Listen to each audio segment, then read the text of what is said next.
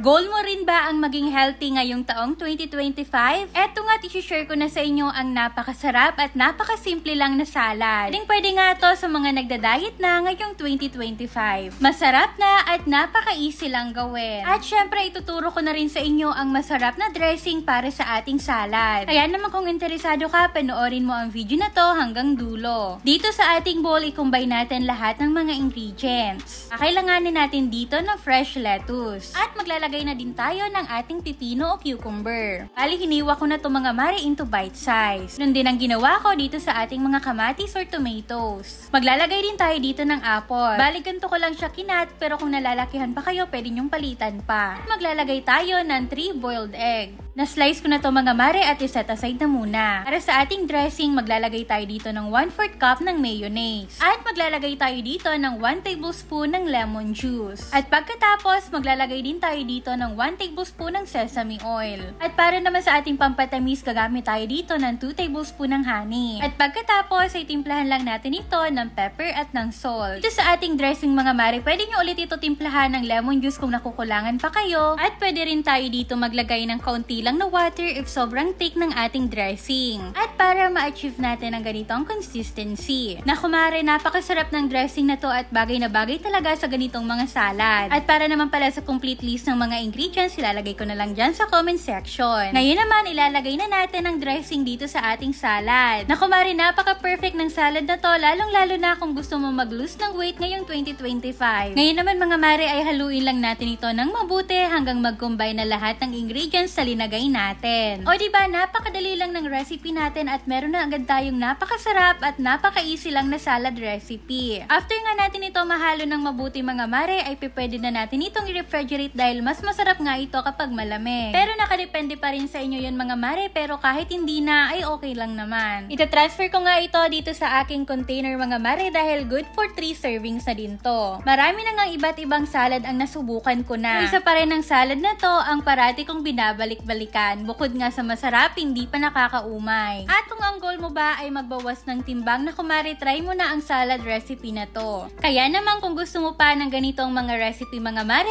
follow for more.